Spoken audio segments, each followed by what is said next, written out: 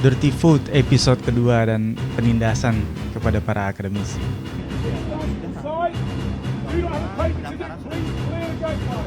sudah dikenakan oleh Bawaslu juga oleh panitia dan saksi semua. Problemnya mas, pengumuman yang kita dapat itu buka sampai jam 6. So we still have the chance to do the Nggak ada penjelasan lebih lanjut juga, nggak ada keterangan detail. dan itu nggak bisa diambil kita kan dakwaan.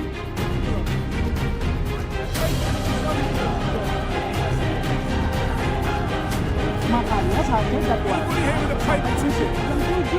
Ini kalau saya datang dari student stock dan bagaimana itu? So,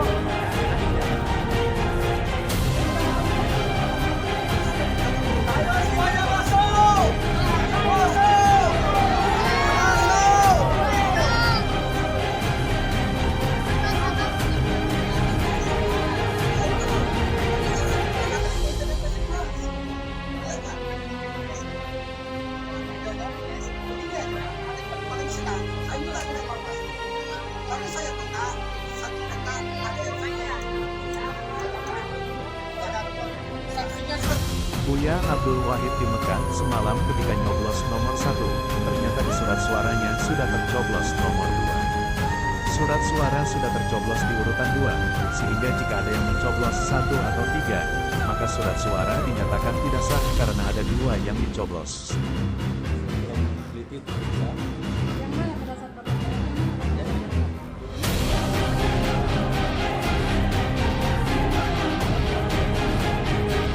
Dibalik Pak, dibalik biar ini.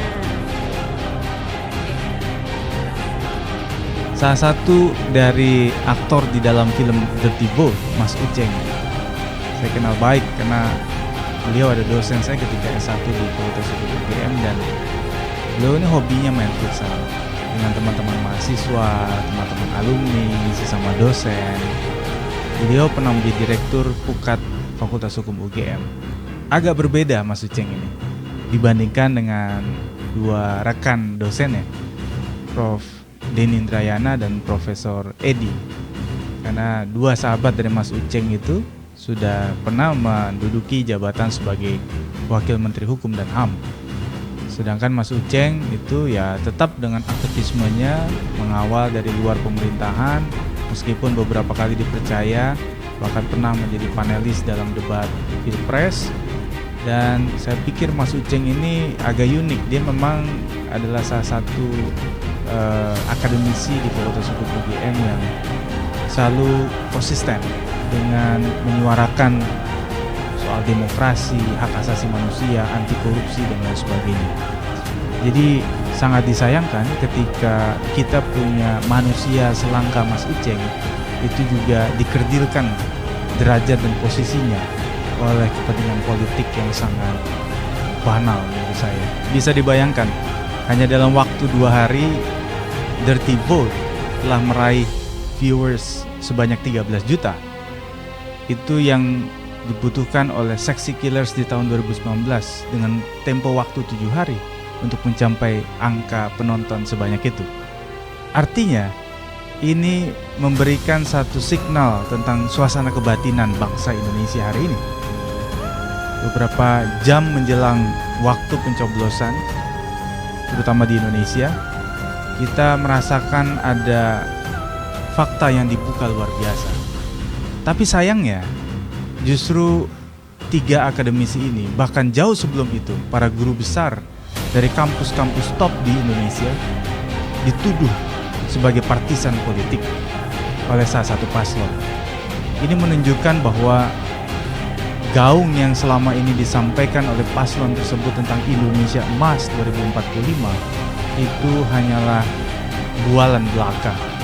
Ketika kemudian mereka menihilkan yang namanya science, ketika mereka menganggap bahwa Dirty Vote, fakta-fakta yang dibuat semakin telanjang itu dianggap sebagai black campaign.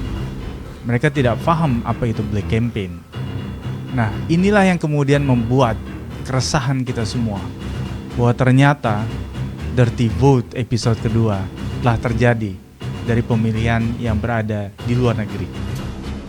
Dari Belanda ditemukan ada lebih dari 6.000 surat suara Pilpres dan Pileg yang tersisa. Oleh PPLN setempat, surat suara sisa tersebut telah dicoret agar tidak bisa disalahgunakan. Proses pemungutan suara pemilu serentak 2024 di Belanda telah dilakukan pada 10 Februari lalu. Seperti yang dilakukan di gedung This Week, Den Haag ini, petugas pemilihan luar negeri atau PPLN setempat menyatakan ada sekitar 6.000 surat suara Pilpres dan Pileg yang tersisa. Usai pencoblosan, surat suara sisa tersebut sudah dicoret supaya tidak bisa disalahgunakan pada hari yang sama. Di lokasi banyak pula calon pemilih yang masuk di daftar pemilih tambahan dan pemilih khusus tidak bisa menggunakan hak suara karena mereka terdaftar di kota tempat tinggal mereka sebelum pindah ke Belanda. Kita menyaksikan bagaimana sebuah sistem yang terstruktur, yang sangat begitu jelas mencegat banyak suara untuk menghadirkan perubahan di bangsa kita. Itu dilakukan oleh para panitia pemilu. Inilah yang kemudian kita khawatirkan. Dan tidak sedikit kemudian orang-orang yang dideteksi misalnya mendukung paslon tertentu itu tidak diberikan undangan untuk memilih ke TPS. Suara-suara ini dan kenyataan ini itu semakin mengemuka dan semakin nampak, dan ini menjadi alarm penting bagi negara kita. Kalau kemudian kita biarkan yang hanya hitungan jam ini dan dirty vote itu tidak mampu memberikan spirit kepada kita, menyelamatkan demokrasi kita, maka kita akan mengalami situasi yang semakin parah. Bukan hanya 5 tahun, tapi tahun-tahun berikutnya. Oleh karena itu, dalam waktu yang sangat pendek dan sangat dekat ini, kita harus solid, kita harus mengkonsolidasikan sikap kita untuk menjaga dan mengawal demokrasi, agar jangan sampai kemudian ini bisa membuat bangsa kita semakin tenggelam pada politik yang hancur leburkan segala sendi kehidupan. Tak perlu khawatir, ku hanya terluka. Allahu la ilaha illa huwal hayyul qayyum, la ta'khudhuhu sinatun wa la nawm.